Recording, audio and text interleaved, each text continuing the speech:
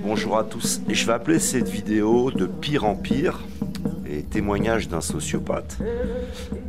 Alors, ça va vous paraître étonnant que je mette ce titre témoignage d'un sociopathe, mais ça dépend la définition que nous pouvons avoir de ce qu'est un sociopathe. Je me considère comme un sociopathe, mais par rapport à un certain nombre en fin de compte d'éléments, je vais essayer de développer un petit peu sur cette vidéo, et pour essayer aussi de vous resensibiliser, et puis d'essayer, pour ceux qui ne comprennent pas ce qui se passe, de comprendre que ce problème que nous sommes en train de traverser, ce n'est pas ni Marine Le Pen qui va régler un effondrement systémique, ni Emmanuel Macron. On est en train de s'effondrer, on le voit bien, on a toujours ce même... Vous savez, c'est vraiment une répétition. On vit 5 ans à ressentir des choses, à combattre les uns et les autres, avec un sentiment d'impuissance, et avec cette impression que ça va de pire en pire, un petit peu comme si on essayait de vider l'océan avec une cuillère, c'est-à-dire que ce sont les mêmes problématiques qui se remettent en place, les mêmes déceptions. Alors il y en a qui vont être super contents, comme il y a 5 ans, ils étaient super contents de voir François Hollande, ou avant ça Nicolas Sarkozy, ou avant, etc., etc. Et on voit comme ça, peu à peu, quelque chose où ça va, mais de pire en pire.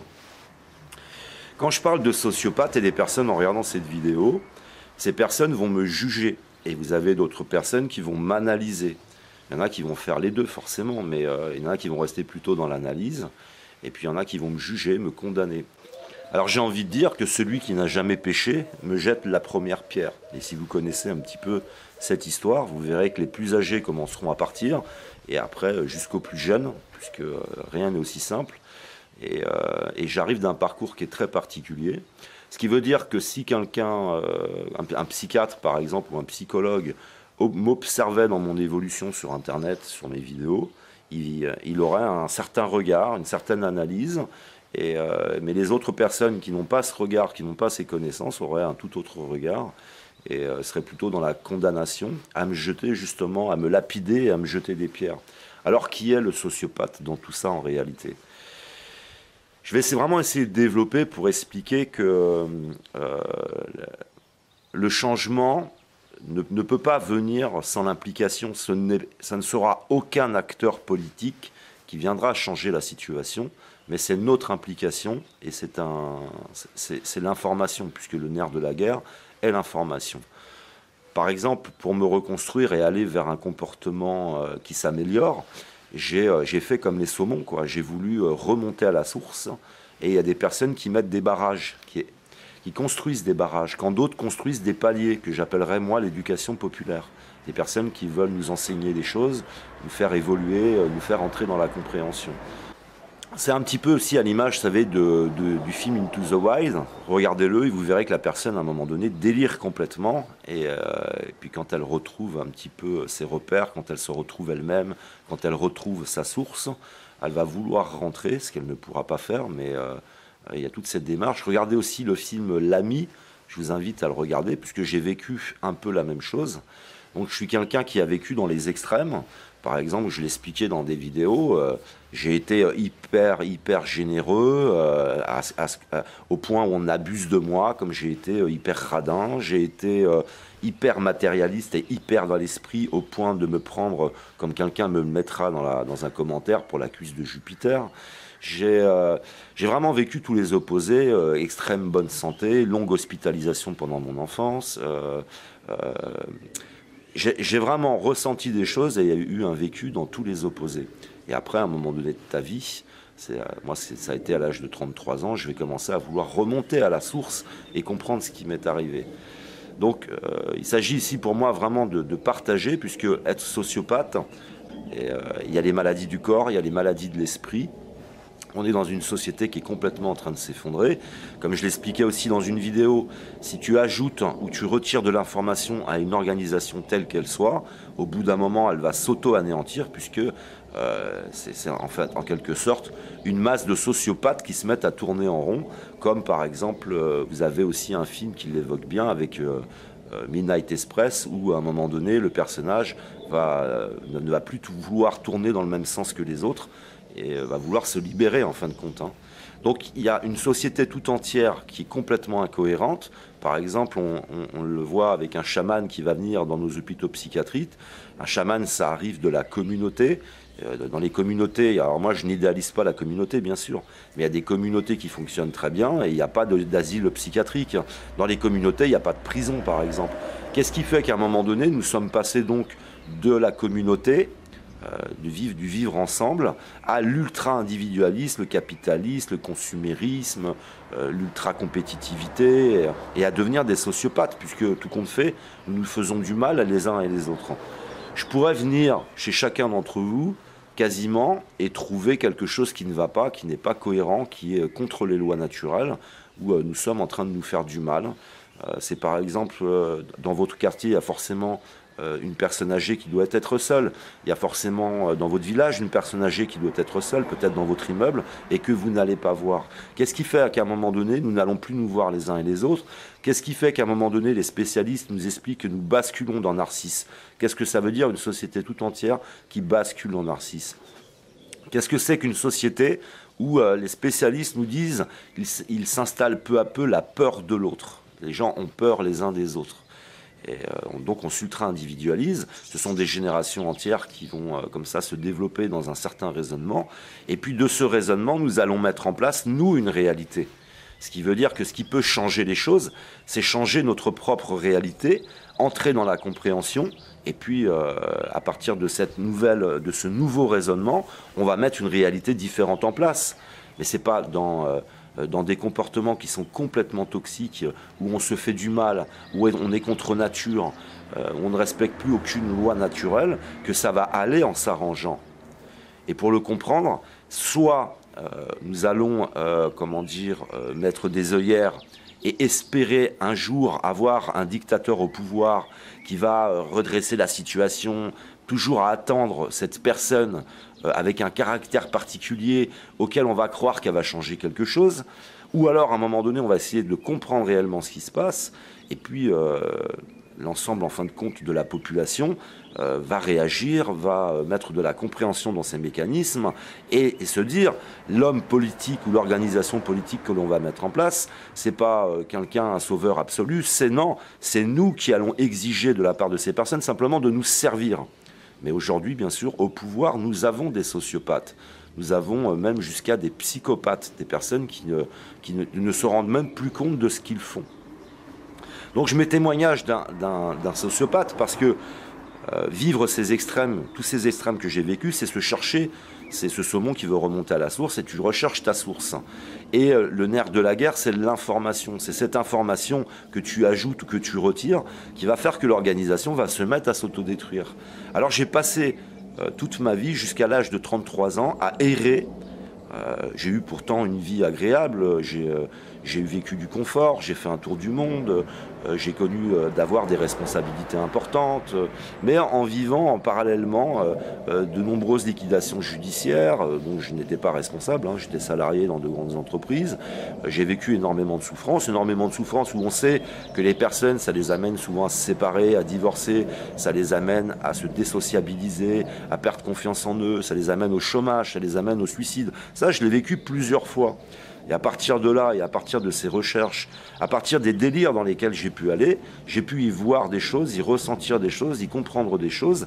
Et je suis revenu peu à peu vers un équilibre, pas grâce à des sociopathes, ça a été grâce...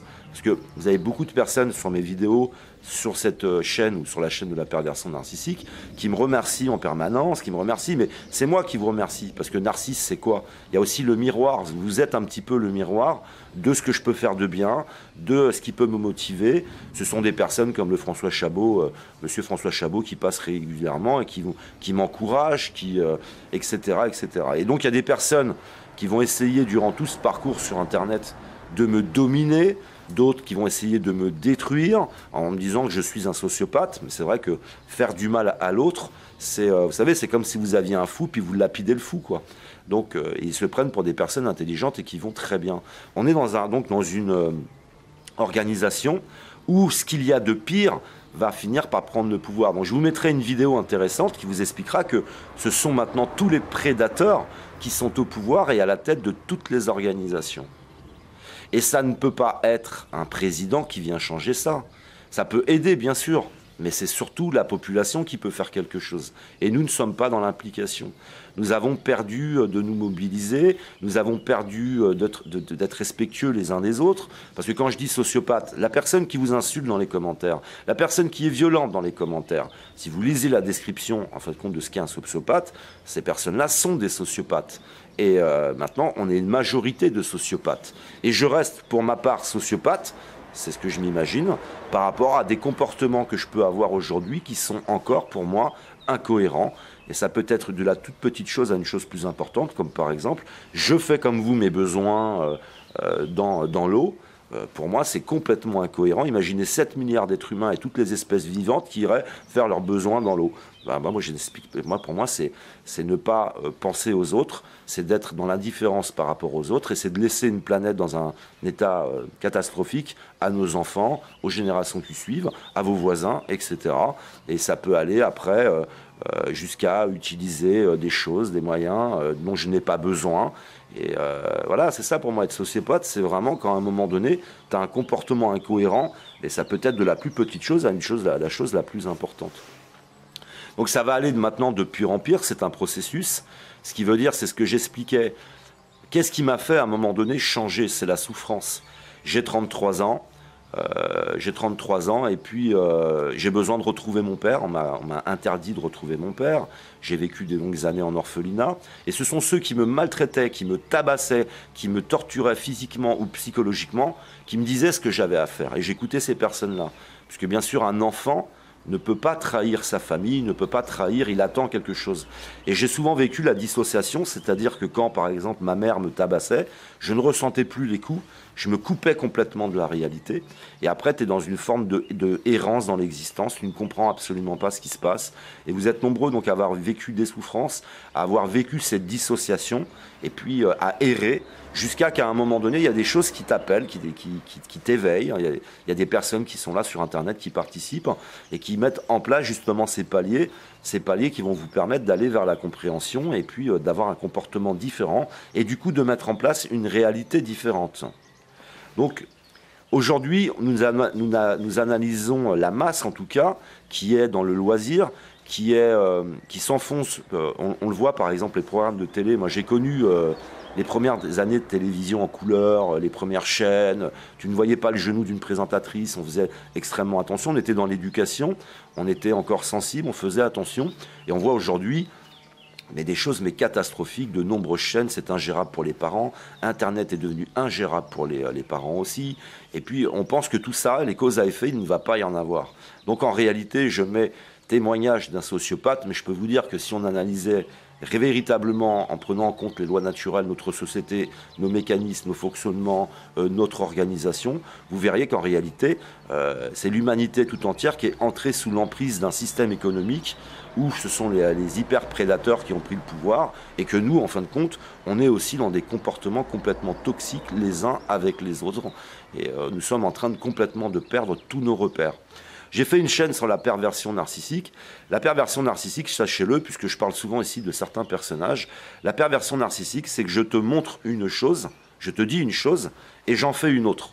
Et vous avez toujours ce sentiment que la personne, il y a quelque chose d'incohérent chez elle. N'avez-vous pas le sentiment que tous nos acteurs politiques nous disent une chose et nous en montrent systématiquement une autre, et qu'au bout de 5 ans, on va s'apercevoir que l'on est dans ce schéma-là.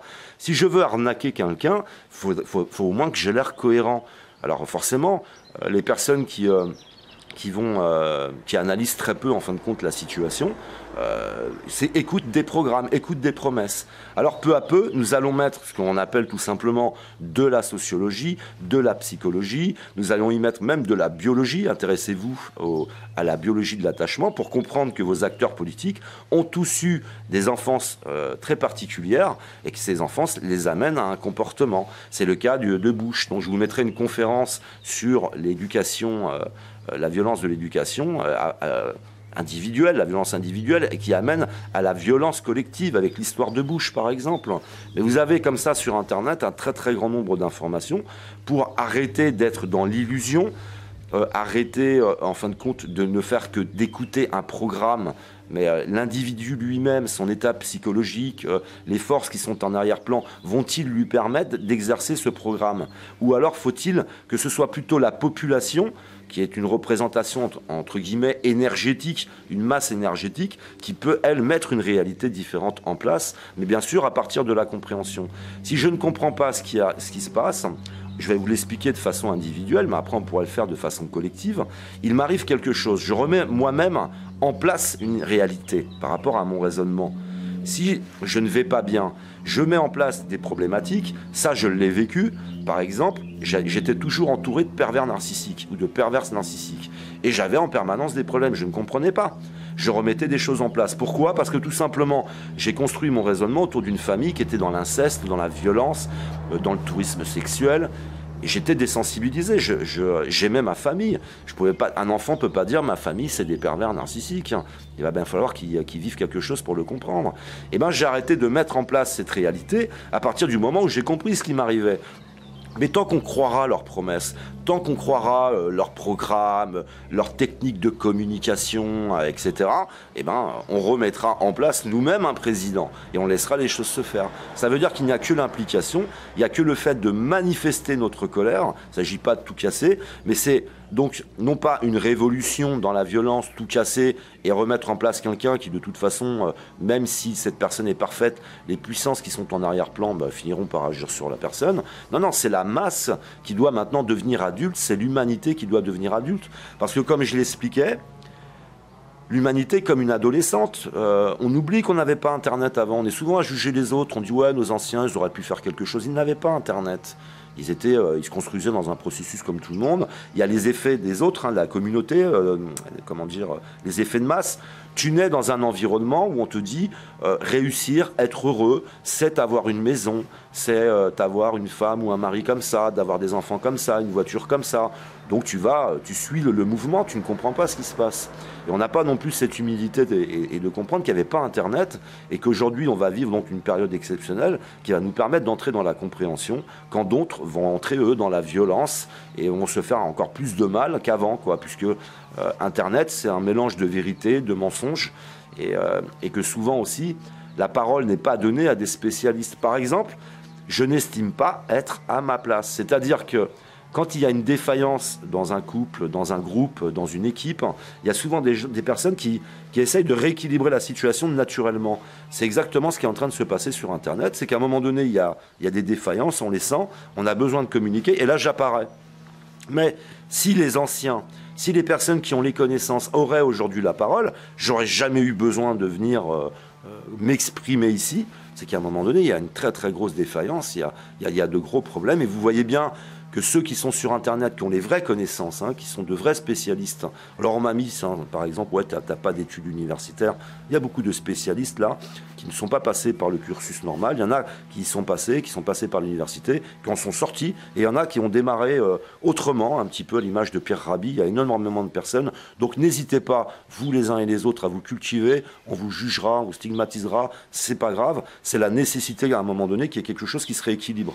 Donc on est dans un processus qui s'effondre rapidement et qui se rééquilibre lentement. Donc il y a un déséquilibre comme ça. Et donc on va avoir forcément ce que j'annonce depuis des années, on va avoir ce qu'il y a de pire au gouvernement. Alors qu'est-ce qui c'est le pire? Il y en a qui diront le pire, ce serait nos relations sociales qui se dégradent. Il y en a qui diraient ce serait notre modèle économique qui se dégrade. Il y en a qui diraient ce serait nos relations politiques, la diplomatie, etc. Tout ce qui est de l'ordre du géopolitique. On a tous, en fin de compte, des sensibilités, des centres d'intérêt différents, des expériences différentes. Mais ce qui aurait de pire, c'est pour la planète. Parce que tu peux détruire nos relations sociales, on pourra les reconstruire. Tu peux détruire le système économique, on pourra le reconstruire, en reconstruire un autre. Tu peux construire le modèle politique, on pourra en reconstruire un autre. Mais si on détruit la planète, eh ben, ça, on ne pourra pas le reconstruire. Alors, ce qu'il y a de pire, c'est ce qui détruira cette planète. Ce qui peut nous amener à la détruire par la guerre, par notre modèle de consommation, notre modèle économique, notre modèle politique, par nos paradigmes, par exemple. Alors, ce qu'il y a de pire, c'est ça. C'est un petit peu pour faire un parallèle un peu spirituel, un peu religieux, est ce qu'on appelle être sous l'emprise de l'antéchrist. Hein. C'est tout simplement un processus psychologique, sociologique, qui amène la population à être complètement abrutie et qui n'est plus capable de mettre en place une autre réalité que celle qui nous est imposée par ce qu'il y a de pire. Puisque forcément, comme je l'expliquais, les personnes qui sont dans la sagesse ne vont pas se battre comme des chiens pour avoir le pouvoir. Ce sont des personnes qui sont dans la pédagogie, l'amour, la compréhension. Et quand elles font face à des personnes qui sont dans la quête de pouvoir et dans la violence, ce sera toujours la violence physique, psychologique, la violence dans tous les sens du terme qui sera au pouvoir. Si le peuple ne réagit pas et ne met pas elle-même au pouvoir des personnes qui sont dans la sagesse. La sagesse ne se vante pas, la sagesse n'ira pas, avec des guillotines couper la tête des présidents. Hein. Et ben, si nous voulons de la sagesse et avoir une réalité qui change, c'est à nous de nous impliquer et de comprendre en réalité tout ce qui est en train de se passer. Donc, quand je dis je suis un sociopathe, il y en a beaucoup d'entre vous qui diront je ne suis pas un sociopathe et je vous dis que vous vous trompez et peut-être que vous vous trompez sur vous-même. Et c'est à partir de la compréhension de mes problèmes, de mon vécu, de mes souffrances, c'est à partir du moment où j'ai arrêté d'écouter des imbéciles qui n'y connaissent rien et j'ai été voir des spécialistes que j'ai pu comprendre ce qui m'arrivait. À partir de cette compréhension, puisque le mot résilience, nous avons tous des points de vue différents, il y a au moins un point de vue où nous pouvons être d'accord, c'est que la résilience, c'est qu'à un moment donné, tu vas te comprendre, tu vas comprendre ce qui t'est arrivé, et puis tu ne remets pas certaines choses en place, tu commences à avoir une vie un peu plus cohérente. Maintenant, certes, des blessures, c'est comme une cicatrice, hein, si vous vous blessez, vous garderez une cicatrice, les blessures de l'esprit, les blessures du corps, et ben aujourd'hui, ce serait prendre en compte qu'il existe donc des maladies pour le corps, un très grand nombre de maladies pour le corps, et un très grand nombre de maladies pour l'esprit. Ça veut dire que nous allons aller vers la triplicité, la prise en compte du corps, de l'âme, de l'esprit. Nous allons aller vers la complexité du raisonnement, puisque aujourd'hui nous sommes dans un raisonnement complètement binaire. La personne vous dit des choses bien, elle est le bien. La personne a dit des choses mal, elle est le mal. Ou la personne dit des choses que vous ne voulez pas entendre, elle est le mal. C'est ça le raisonnement binaire. Sortir de l'émotion, de l'impulsion du corps, sortir en fin de compte de réactions primitives, de réactions animales, en deçà du niveau animal. Parce que les animaux ne se font pas du mal, les animaux sont capables de coopérer ensemble, et quand ils se font du mal, il y a souvent des explications qui vont derrière. Et là, on va arriver dans un tel niveau d'incompréhension qu'on pourrait appeler la tour de Babel, c'est qu'en fait, plus personne ne va se comprendre, et les personnes vont s'auto-détruire, hein, tout simplement. Hein. C'est la complexité du langage, c'est le langage différent, une compréhension différente, des parcours différents, et cet aspect du sociopathe, le sociopathe, je fais du mal à tout le monde, t'es pas d'accord avec moi, je t'insulte, je t'humilie, j'essaye de prendre le contrôle sur toi, c'est la société qui bascule dans Narcisse, et on va aller là vers un véritable cauchemar, et une complète incompréhension, puisque dans la perversion narcissique, puisque je le traite sur une autre chaîne, la perversion narcissique est de te faire perdre tous tes repères, c'est te faire douter de toi, c'est de te faire peur de quitter une situation, comme nous avons peur aujourd'hui de quitter l'Union européenne. Vous retrouverez tous les mécanismes, qu'est-ce que c'est un mécanisme? Tous les mécanismes de la perversion narcissique, vous la retrouvez au sein de nos gouvernements, dans leurs mécanismes, ou au sein de l'Union européenne, dans ces mécanismes. Ce qui veut dire qu'il y a bien des personnes qui sont dans un raisonnement de perversion, de prédation, qui mettent en place des lois, qui mettent en place une certaine réalité. Alors quand on aura envie vraiment de s'intéresser, vous savez, non pas régler le problème, tiens, je vais voter pour lui, il va régler le problème. Non, ça ne peut pas se régler comme ça. On est dans une complexité, en fin de compte, de l'effondrement. C'est un effondrement systémique, il faut s'intéresser à la cliodynamique. Je vois beaucoup de personnes, vous êtes des spécialistes, par exemple, en économie.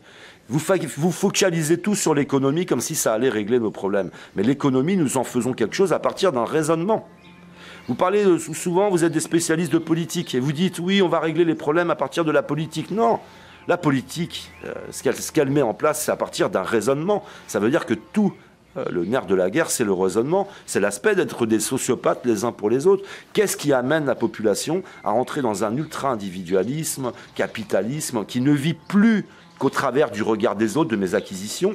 Je ne suis plus un être humain, je suis mes acquisitions. Je suis ma bagnole, je suis ma femme, je suis ma maison. Tout est toujours trop petit, rien n'a jamais assez beau. Et c'est d'aller aussi vers un changement de paradigme, un petit peu comme l'explique Pierre Rabhi, c'est-à-dire que avoir une vie sobre et heureuse, c'est pas retourner dans des grottes. Alors, ayant vécu, par exemple, les extrêmes, J'ai été extrême matérialiste, mais c'était jamais assez grand. Ah, je voulais une véranda, je voulais ma voiture, ça allait jamais assez. Il fallait toujours qu'elle soit brillante, propre, ma tenue. J'étais complètement focalisé. Mais si tu as des enfants, comment ils se construisent avec des parents qui ont des préoccupations comme ça, tout compte fait?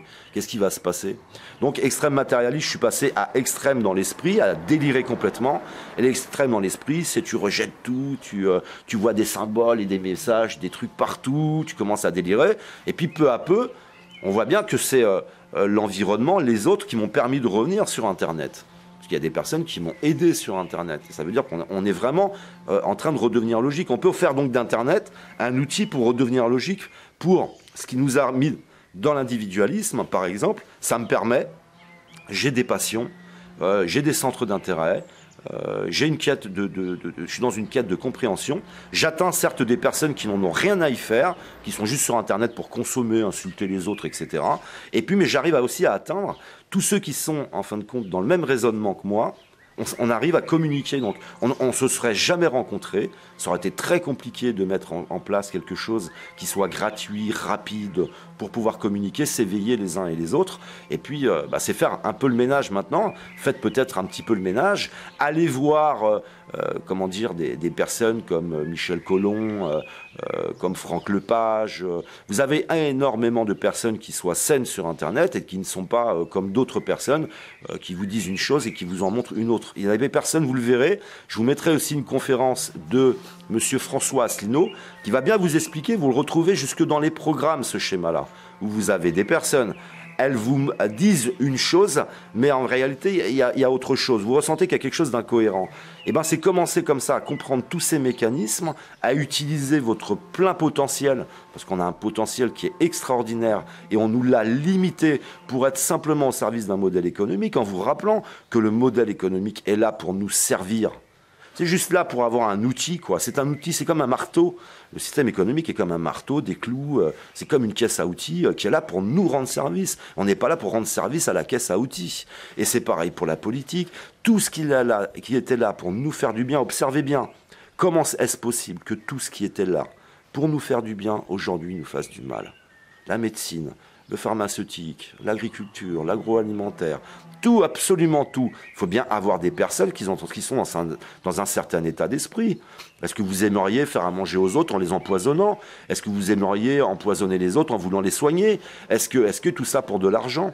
Qu'est-ce qui nous amène à ça? Ça s'explique. Et c'est pas dans l'impulsion, c'est pas dans la violence, dans la colère qu'on va régler ces problèmes-là.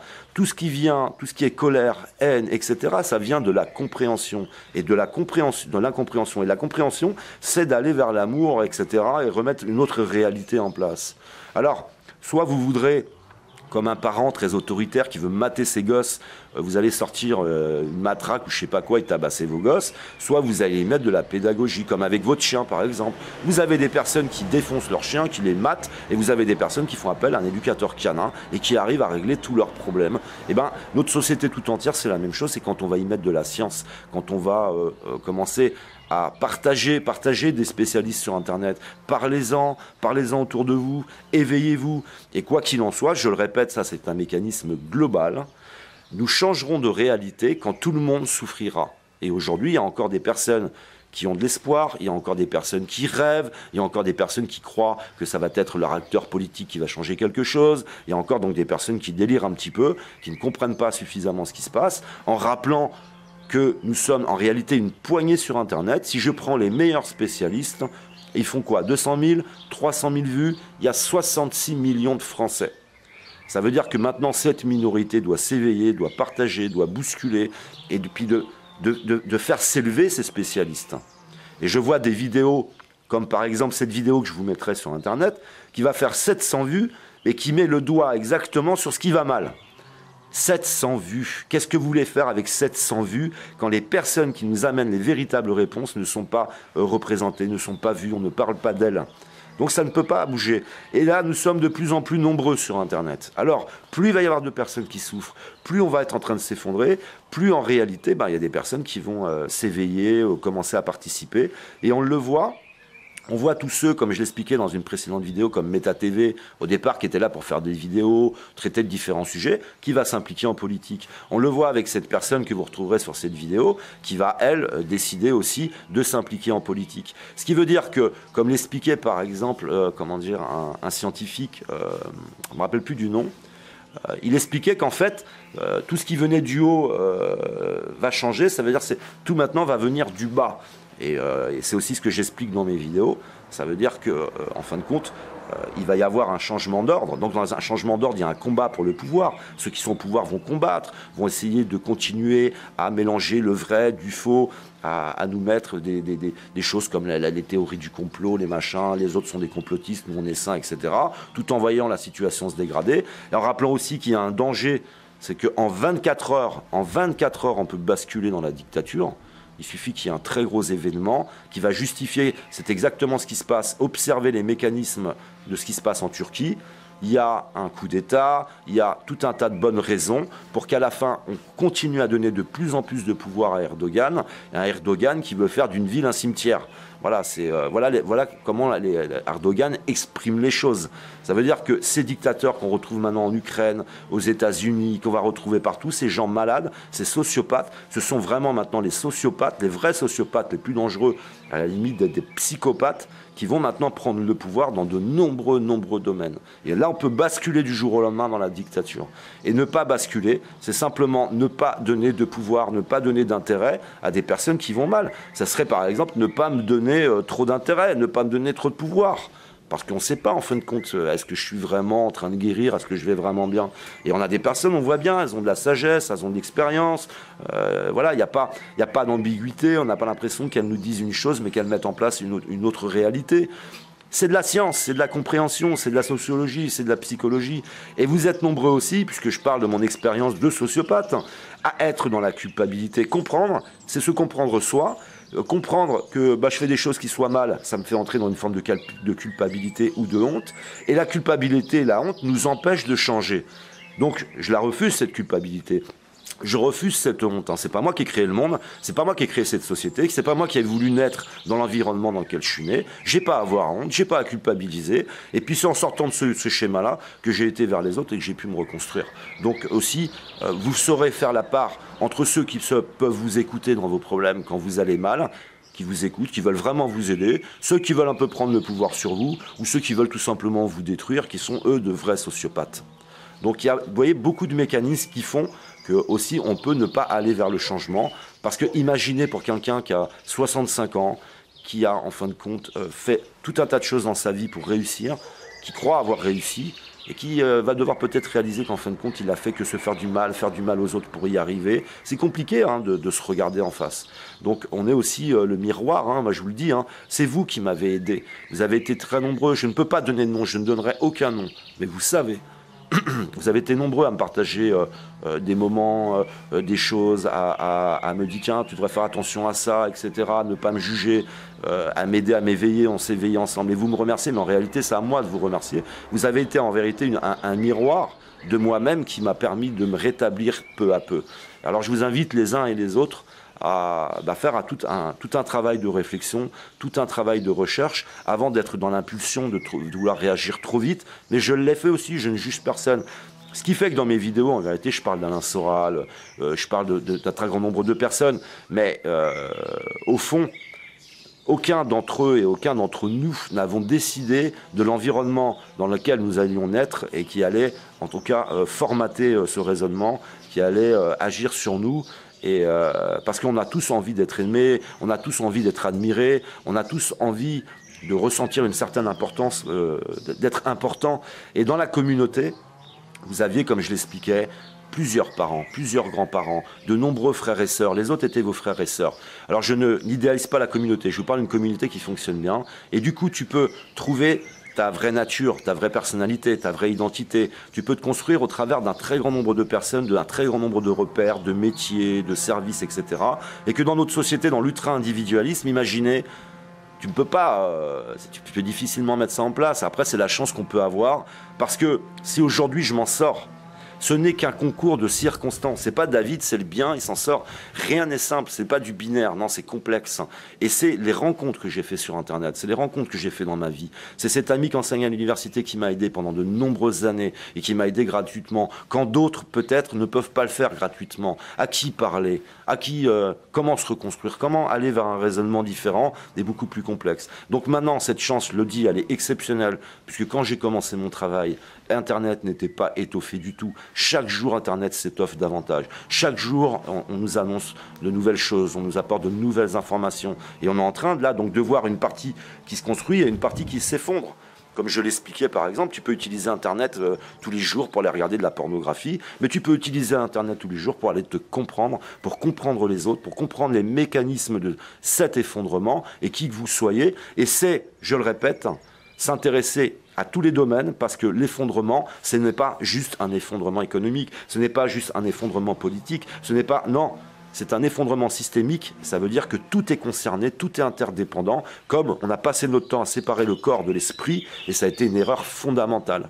Voilà, donc je vais vous partager ici encore un certain nombre de liens dans la vidéo. Continuez à partager les uns les autres, n'attendez pas non plus des réponses de ma part, parce que c'était un grand symbole aussi pour moi. J'ai j'ai imprimé l'écran hier parce que j'avais 7777, j'aime bien le chiffre. Vous voyez, c'est mon côté perché, où je vois des symboles un petit peu partout.